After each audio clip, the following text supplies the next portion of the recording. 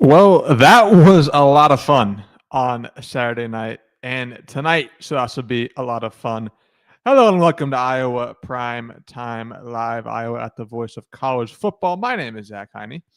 I am your host of this fine program here on a Thursday night. Make sure you're following all of our socials. You can see them scrolling at the bottom of your screen.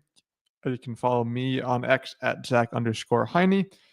You can follow my written work at Hawkeyes Wire. And of course, make sure you're following the voice of college football at the VOCFB. Those are scrolling at the bottom of your screen for the entire show.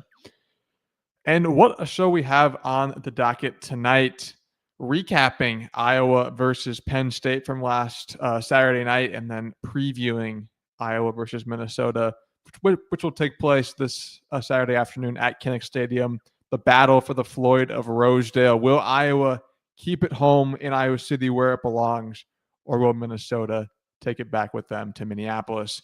We'll talk about that on tonight's show. But we're going to start, of course, with Iowa versus Penn State, since I was not on Monday to talk about that and to talk about maybe the biggest win in 4 years for this Iowa football program. And it's kind of a weird thing to say because, they beat a team that entering Kinnick Stadium was 3-3. They lost 3 games in a row. They were no longer ranked. They just fired their head coach, and the starting quarterback was hurt. So it might be surprising when you hear me say that it's Iowa's best win in 4 years since, funny enough, their last home win against Penn State back in 2021. And I think it's really because of how they won the game more so than who they beat. Because Penn State is still a very talented team, even without Drew Allar, even with the firing of James Franco. This is still a team, as we saw with a lot of talent. Katron Allen is a stud. He's going to be in the NFL next year. No doubt about that. Some of those guys on defense really showed up for Penn State, at least early on.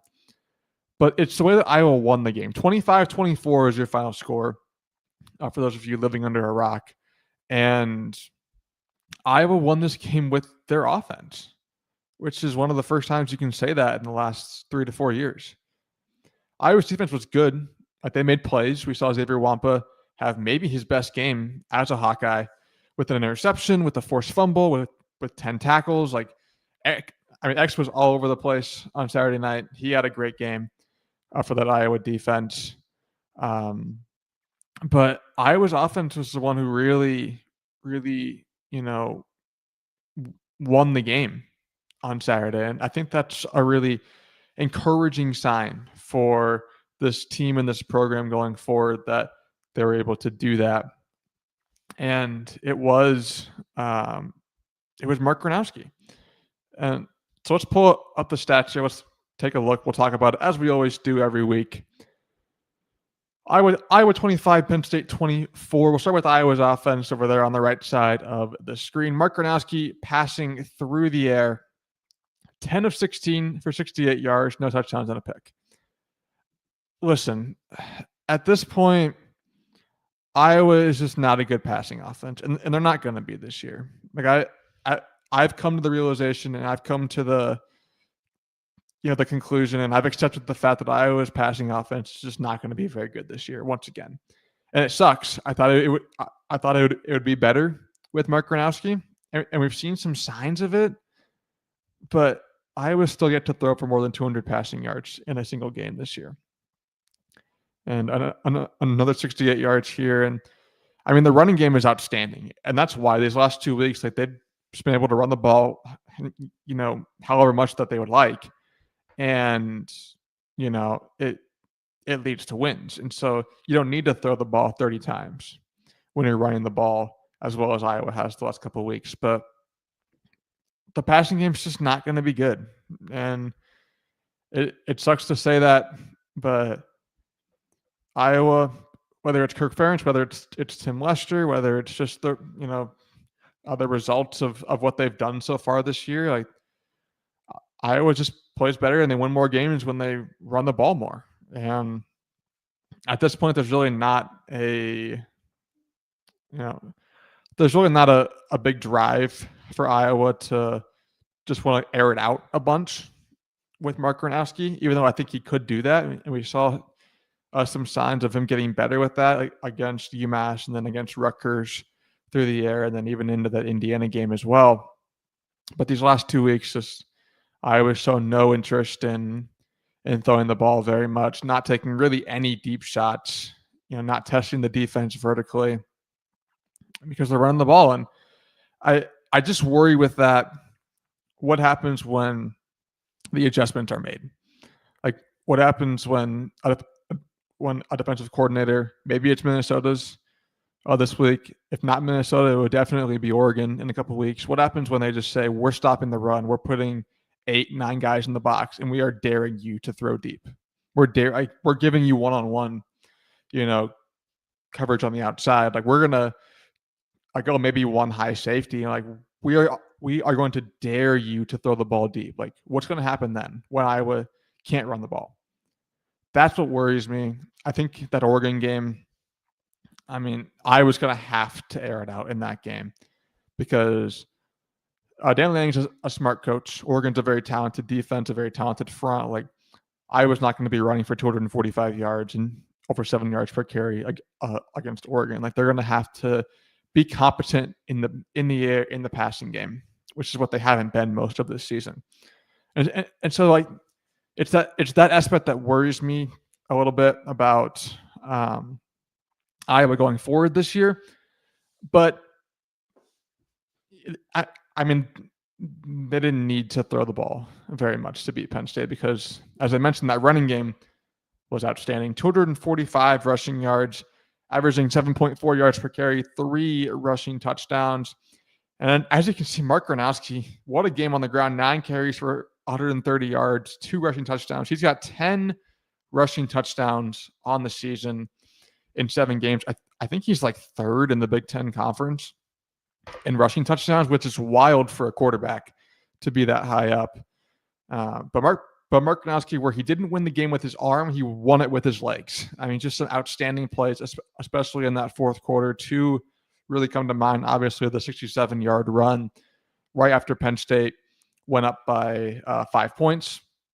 It's the very next drive. There's about 5 minutes left on the clock. Iowa's got a 1st and 10 from their own 25-yard line. And you're thinking, this is your typical, if Iowa wants to win this game, they're going to go down the field. They're going to long drive, take 4.5 minutes, run the ball, use the clock, and score late, and win the game that way. And instead, Iowa just kind of flips the narrative on its head, and Mark Gronowski rips off a 67-yard run on the first play of the drive. It's a RPO. He keeps it himself and just goes right at the middle. And some bad tackling from Penn State, but he bounces off a few tackles, and I thought he might score for a second there. He got a block about 15 yards downfield. It looked like he was going to be able to take it all the way, but he's still hurt and a bit banged up. So lost some steam there at the end. He was tackled into the 10-yard line. The very next play, they got the end around to Caden Weechin, who scored from 7 yards out, and Iowa took that 25-24 lead. The defense got a stop, which we'll talk about a bit later on in the show. And then Mark Gronowski once again using his legs to, pick up the win on a 3rd and, I think it was 3rd and 5, 3rd and 6. And Iowa calls a play action bootleg.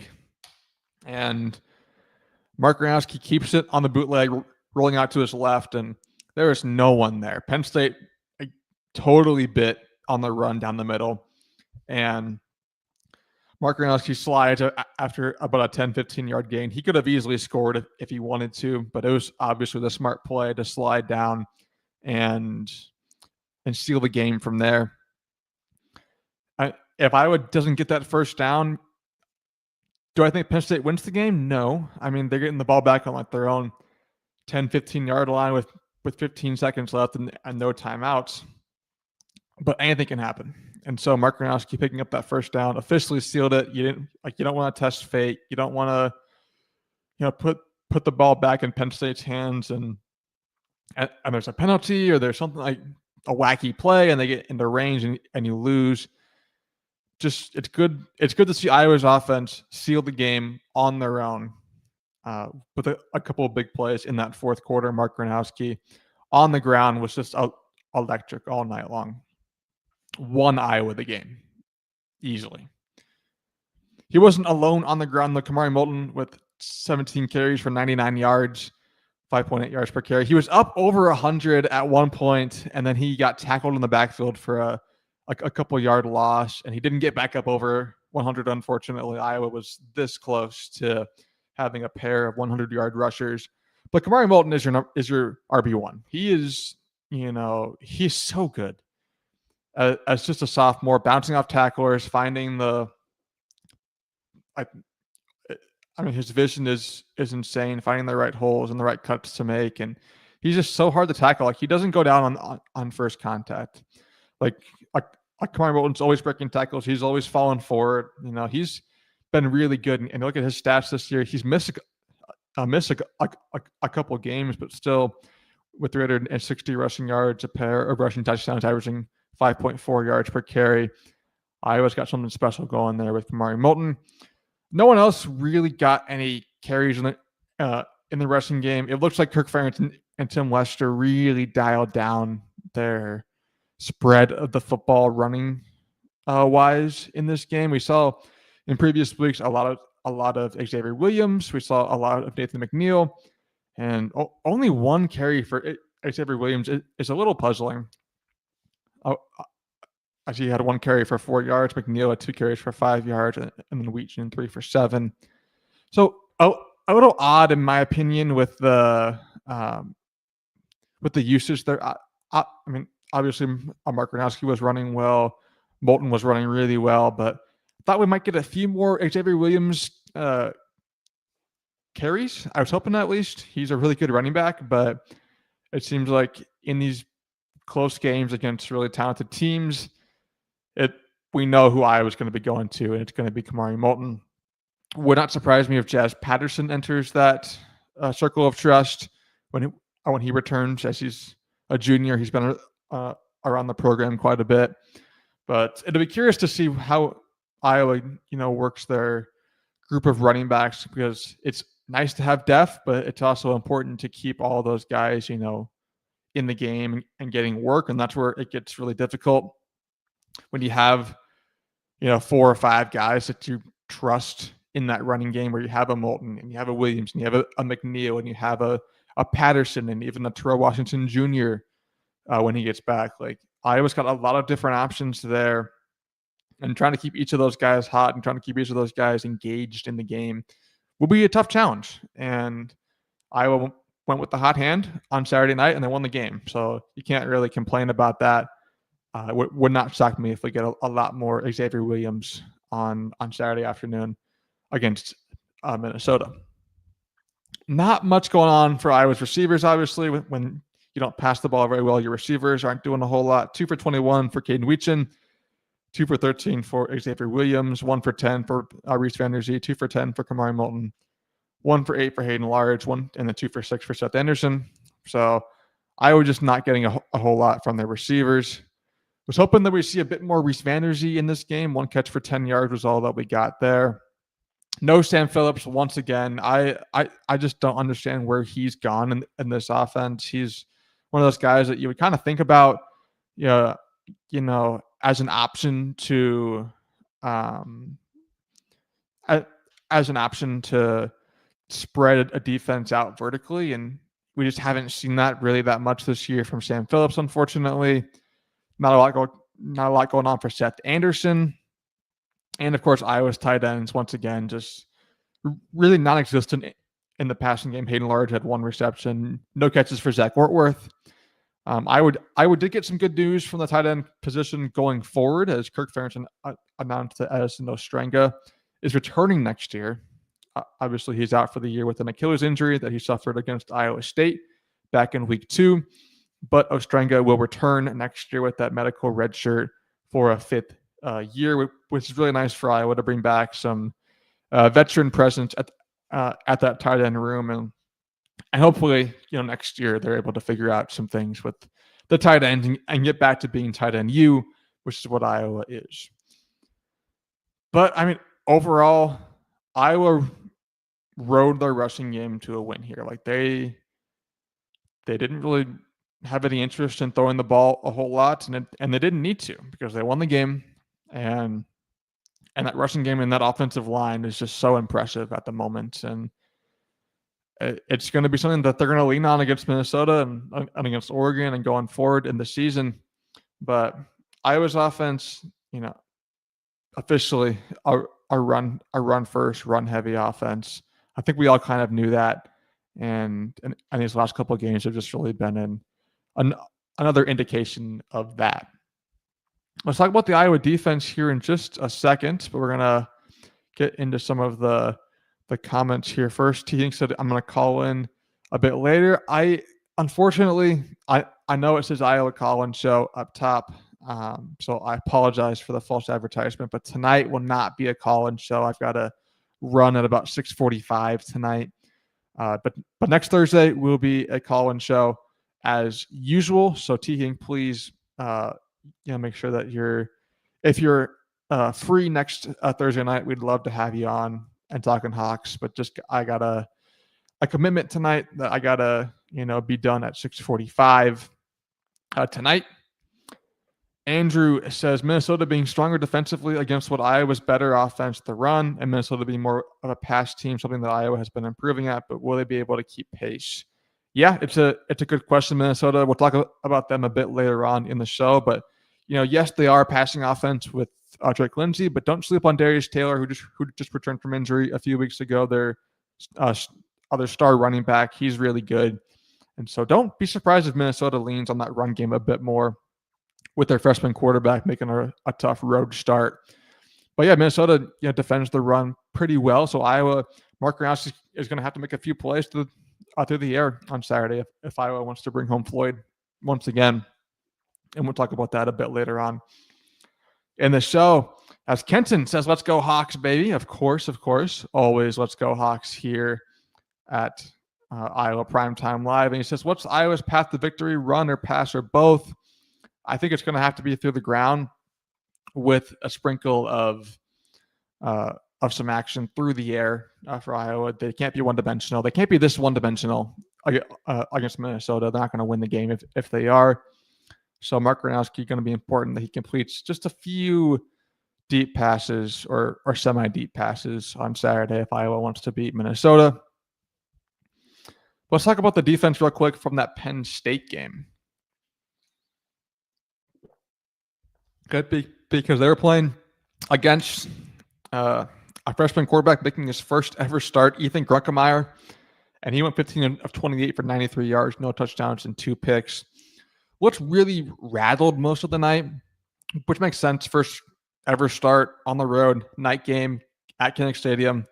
Not surprising that he looked a little rattled, but he had a few nice plays, a few nice throws, but for the most part, Iowa's defense definitely kept Grunkemeyer off of a normal rhythm. They kept him, they really made him work for everything that he got, and they forced him into some mistakes. And that's what I was talking about in my preview last Thursday. If you can force the young QB into some mistakes on the road, high pressure environment, you win the game. And Iowa did just that with those 2 picks. Really enjoyed that game plan against Grunkemeyer from Phil Parker. The running game for Penn State was a bit more successful. Katron Allen, 28 carries for 145 yards, 5.2 yards per carry, 2 rushing touchdowns. He really did whatever he wanted to for the most part against that Iowa defense. Really nice night for Katron Allen, a very talented running back on the ground. Nick Singleton, only 6 carries for 15 yards. So Iowa did a great job bottling up Singleton.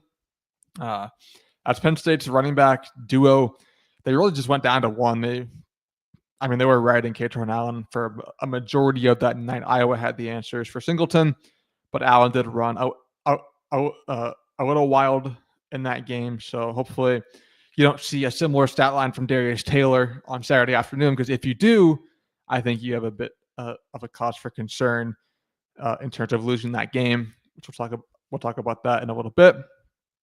And then the receivers for Penn State, I talked about it pregame. Devontae Ross, the guy that killed Iowa at Troy last year. I think he had over 120 yards and a few touchdowns. With Troy at Kinnick Stadium last year, 2 catches for 15 yards. That is exactly what you want to see from Iowa, shutting down one of those talented weapons. Trevor Pena, the Syracuse transfer, 3 catches for 19 yards. The tight end Luke Reynolds, 2 for 16. Iowa's a secondary. Got to give them a lot of credit. Their X back there, Cohen Enstringer, TJ Hall, great once again. How about Deshaun Lee stepping up? I'm gonna give if you're gonna get on a guy for when he struggles a little bit, you got to be willing to give him some flowers when he plays well. And Deshaun Lee had a really nice game on Saturday night. I'm really happy to see him play well. It's been kind of a tough season for Deshaun Lee. He got benched in that Rutgers game and kind of in and out of the lineup, and a lot of Iowa fans wanting to see other options. And it's good to see Deshaun Lee really step up on Saturday and play well. He had that pick in the first half, the diving catch by keeping his toes inbounds. Really nice play by Deshaun Lee to stretch out there and make that play. He had a good night overall. So it's good to see Deshaun Lee making some plays. We look at the Iowa defensive stats here. Cohen Enchinger with 11 tackles, leading the team with the TFL, and then Wampa with 10. So you don't usually like to see your top 2 tackle your top 2 tacklers be members of your secondary, because that usually means that a lot of their running game was getting to that second and third level, which it was with Kerry Allen. But it's nice to see Entringer and Wampa really tackling well and wrapping up and making sure that even if it got to that third level, that it didn't go any further. How about Carson Shire? 9 total tackles, 2.5 TFLs for Shire, the linebacker. Great game for him. Jaden Montgomery got the start once again with 7 tackles. Graves had 7 tackles. Only 1 sack for Iowa. It came from Ethan Herkett, who is starting to play a bit more up to what we expected him to play like entering his senior year. Nice game for Ethan Herkett there, getting that sack. But again, lots of TFLs, a half a TFL for Jackson Rexroth, Max Alone with the TFL. So it's good to see Iowa in the backfield making plays, even though they only were able to get to Grunkermeyer 1 time for a sack. Iowa's defensive line overall was pretty good. Again, Penn State ran the ball really well, at least with Kerry Allen, and so Iowa's got to make sure that that's cleaned up a bit for Darius Taylor this weekend. But you can't really complain too much about Iowa's defense in this game. They made some big plays, especially that 4th down stop on Penn State's last offensive drive where they're trailing by 1. They got a couple first downs to get out near midfield. And Iowa dials up the pressure on 4th down. Phil Parker with a perfectly called blitz. They force Grunkermeyer out to his right, and he just throws up a prayer, a Hail Mary, basically, and it's broken up by Deshaun Lee. Iowa gets the ball back, and they seal it on the ground a few plays later. A nice game for Phil Parker's unit. And the 24 points isn't indicative of what they did, because Penn State scored 14 points either off of a blocked field goal or off of a short field from a turnover. So it's really more like Iowa's defense gave up 10 points in this game, which is more of what you like to see from that unit.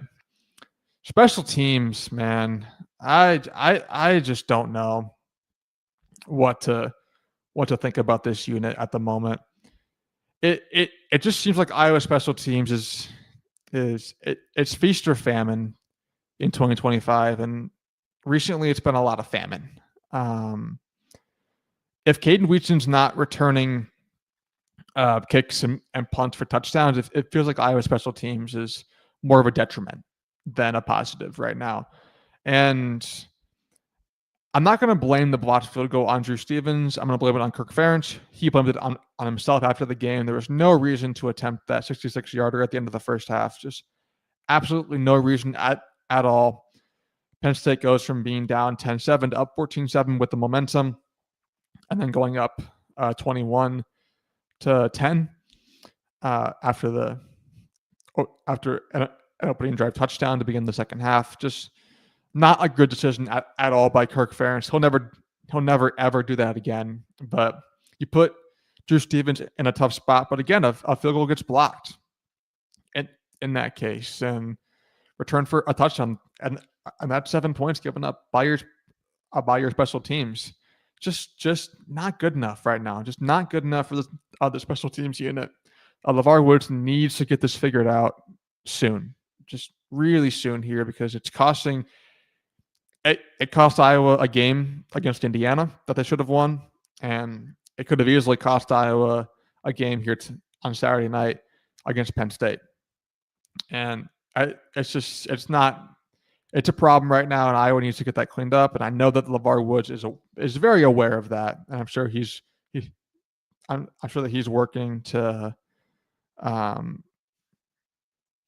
get that figured out going forward. But it's just frustrating for Iowa. It kind of seems like it's a wild card whenever there's a field goal attempt for Iowa. You don't know what's going to happen if Drew Stevens is going to make the kick. Is he going to miss it? Is he going to get blocked? Like we have no idea. And when you have a lot of mystery and a lot of intrigue around your field goal kicking unit, that's not usually a good thing. Like you want someone who's going to go out there and you feel pretty good that they're going to make their kicks. And so Iowa's going to get that figured out here very soon, because if they don't, it will cost them a game down the line. I can guarantee that.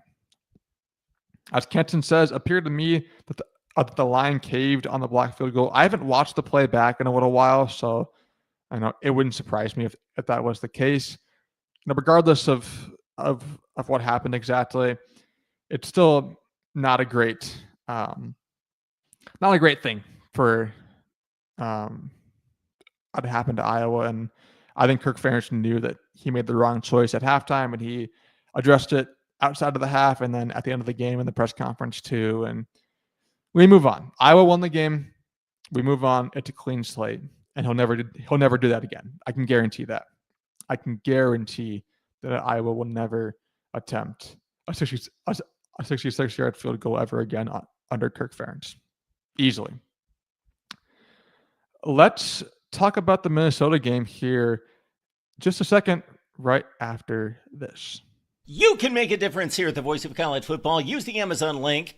Financially contribute to the Voice of College Football without spending a penny. Same shopping experience. It's easy. Go to any video on any channel. Go to the description section and grab the link right next to the capital letters that say Amazon. Use that link, and Amazon will instantaneously convert to your account, settings, history, everything intact, just like whatever link you use right now. No difference. Pay no attention to the product that you see right there. Just go search what you want. Don't forget the Amazon link. Thank you for your support. Sincerely, the Voice of College Football. And thank you to Mark Rogers for that message. You're watching Iowa Primetime Live, Iowa at the Voice of College Football. Make sure you're following me and us on all of our socials that are scrolling at the bottom of your screen. Tonight is supposed to be our call-in show, but I have to leave a bit earlier, about 6:45 tonight, unfortunately. So we will not be doing the call-in show tonight, but please make sure that you tune back in next Thursday night for our call-in show. The lines will be ready to go. I can guarantee that. And I wanted to announce, while we have some of you in the house right now, Iowa Primetime Live will be going down to one show a week. We're going to have it on Thursday night. It's going to be our call-in show. That is not going to change, but we're not going to be doing a show on Monday night anymore. As you know, over the last month, I've turned into a solo host, as my good friend Josh had to, as he got busy with some high school sports broadcasting opportunities that he was able to do. And so I've been doing it as a solo host for the last month. And, my voice gets tired. My voice gets tired for sure, talking for an hour by myself twice a week. And so we're going down to one show a week. Iowa Primetime Live will be on Thursdays at 6 p.m. Central Standard Time going forward, just so that you're all aware if you go to tune in on Monday night and it's not there. That's why we're going down to one show a week on on Thursdays. And after this week, it'll be our call-in shows for every week going forward through the end of the football season. Just wanted to have that announcement out there, and just so that everyone's aware. I want to be open and honest and upfront about everything. And so that's what's going on with the show right now. We're going to be doing one show a week, Iowa Primetime Live, on Thursday nights at 6 p.m. And yes, T. Hink, Josh does still work with me at Hawkeyes Wire. He is our lead writer over there. So me and Josh are still collaborating on Iowa work on the written front, just no longer with the show here. As T. Hink also says, the line got destroyed on that blocked field goal. Yep. Wouldn't surprise me there. Andrew said, was the first kick a higher trajectory? Are you talking about the one that he attempted before Penn State called the timeout that came up about 6 or 7 yards short? Because it looked like to me that it was, and then he tried to adjust because he missed it short, and it got blocked. So I think if that's what you're talking about, Andrew, yes, I agree that he tried it with a bit higher trajectory, and it came up short, and so he tried to kick it lower to give it a better shot, and it got blocked, and the line got destroyed. As Stink says, is it a call-in show tonight? I missed that. Unfortunately, not tonight on the call-in show. I've got to leave about 6:45 or so.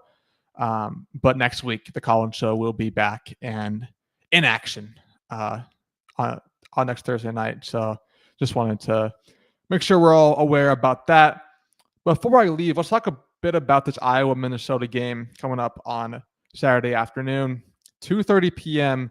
kickoff inside Kinnick Stadium. The battle for the Florida Rosedale. Iowa has won 9 of the last 10 games in this rivalry. We all know the one game that they lost on the Cooper DeJean fair catch, not fair catch.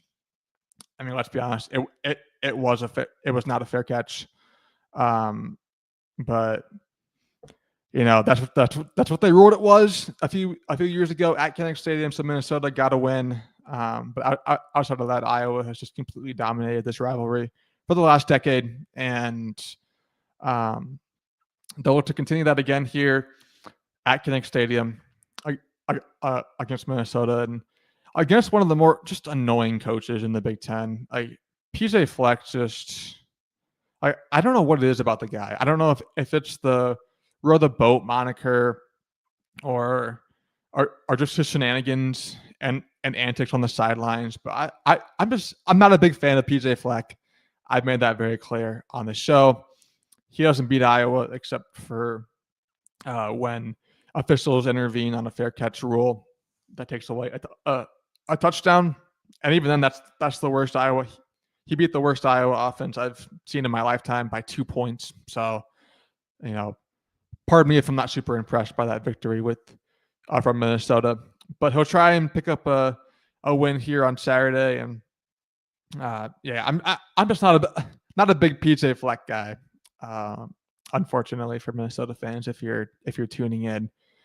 But Minnesota, very interesting team. They're also 5-2 on the season. They're 3-1 in the Big Ten, and they're looking for kind of that big signature victory. They beat Nebraska last Friday night at home. I said that Nebraska was very overrated prior to that game, and so I wasn't surprised that they flamed out up in Minneapolis.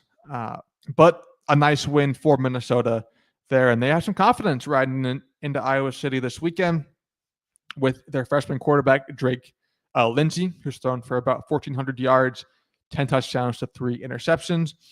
But when I was doing my research and my prep for this game and this show, I came across a very interesting stat.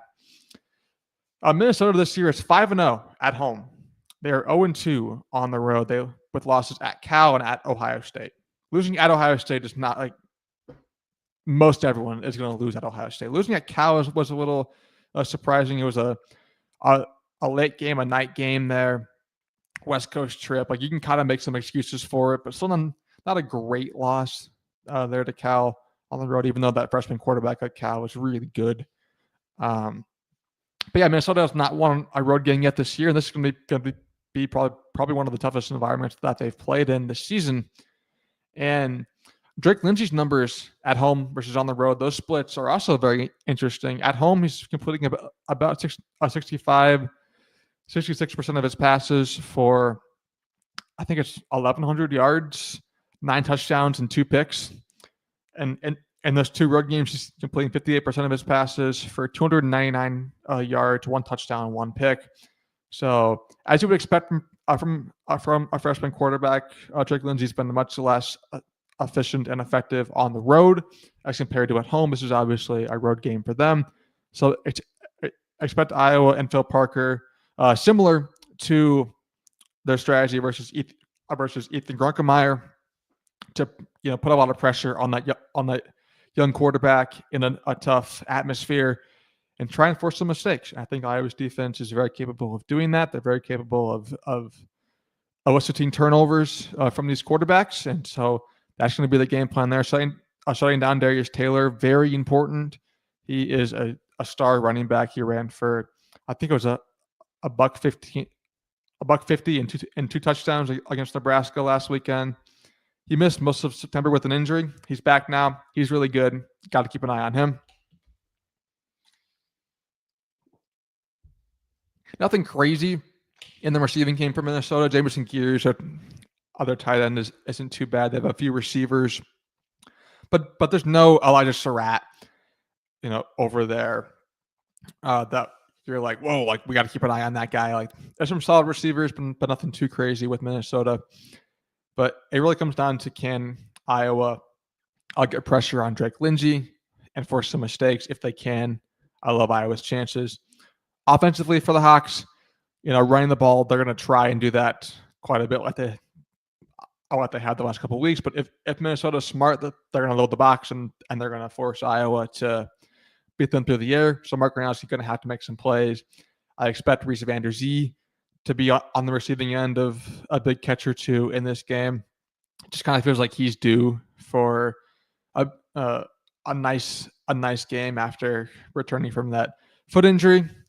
And I would love to see another receiver, whether it's Gill or whether it's Phillips or Anderson, make a play. But my expectations are pretty low right now for that Iowa passing game. So I'm not going to get too excited or too hyped up about anything there. We'll see what we can get out of that unit.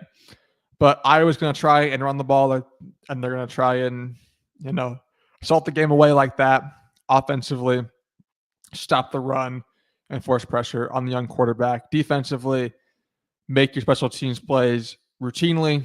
And I think Iowa wins this game. I think if Iowa turns the ball over, if they can't stop the run, if the special teams unit is a problem again, you could run into some trouble. But I think if Iowa plays their game and plays like we know like we all know that they're capable of, they'll beat Minnesota at home. I think. I don't feel super, conflicted about that. I think Iowa should take care of business, hopefully, knocking on wood right now about that. Andrew says about the fair catch, it was a terrible call. I just saw it recently. His hand wasn't even above his head. It was only chest level, calling blocks. Yeah, I mean, it's an awful call. Just truly awful. And that officiating crew butchered that. And yeah, but we're on to this year's game now, and hopefully Iowa can get some revenge at King Stadium against Minnesota from that result. Andrew also chimes in, Iowa's 0-2 when the game starts before 5 p.m. Crazy stat right there. They lost to Iowa State and Indiana before 5 p.m. All their other games have been night games, surprisingly, at home against Albany and UMass and Penn State, and then at Rutgers and at Wisconsin. Really crazy stat there. So hopefully Iowa can break that trend and win a game that's not put at night. Hopefully Iowa can get that figured out this weekend. That would be very nice. As Kelvin chimes in, great job as always. Thank you, Kelvin, for tuning in, being a loyal listener. We appreciate that, or I appreciate that. I don't know why I'm saying we, but Andrew says maybe Large. Yeah, Hayden Large has really been the only receiver the last couple of weeks out of that tight end room that has done anything. So maybe he's due for some plays, but I'm going to keep my expectations low. so that I can be, it can be blown away. I don't want to set them too high, and then Iowa does what they usually do in the passing game, and it's like, whoa, I expected more. I'm keeping the expectations level and realistic with the Iowa passing game right now. I would love if Hayden Large could make some plays, but we'll just have to wait and see what actually happens. As Kelvin chimes in again, it says, Bud Meyer has lobbied for more use of Weechin. It is being done more. Yeah, Cade Weechin's been involved a lot in the offense the last couple of weeks, with that, whether he's getting the end around for the touchdown against Penn State or he's getting some catches as well. We saw a swing pass to Cade Weechin work pretty well for Iowa against Penn State. And so we'll see. I would love to see Cade Weechin with the ball in his hands more, because it seems very clear and very obvious that special teams units are not going to give Cade Weechin a chance in the return game. They are going to kick the ball out of bounds on punt. They're going to kick it through the end zone on kickoffs. Like, they're not going to give Cade Weechin a chance to return kicks. And so he's too explosive to just be sitting on the sidelines and not getting in the game. So it's nice. It's good to see Iowa, taking a chance to give him the ball on offense, and we'll see if they kind of open up the playbook some more as we're now into the second half of the season. Andrew says Tim Lester says height doesn't matter to him, but I think Mark Gronowski prefers taller pass catchers.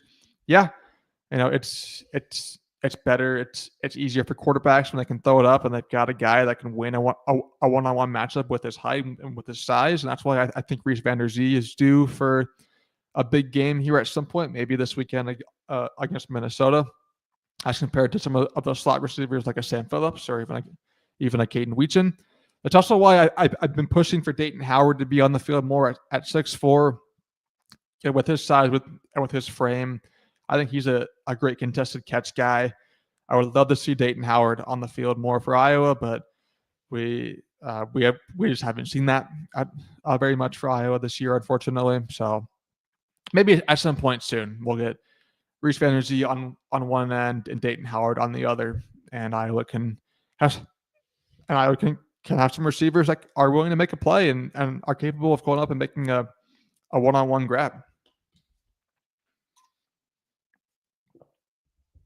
Who wins, Iowa versus Minnesota?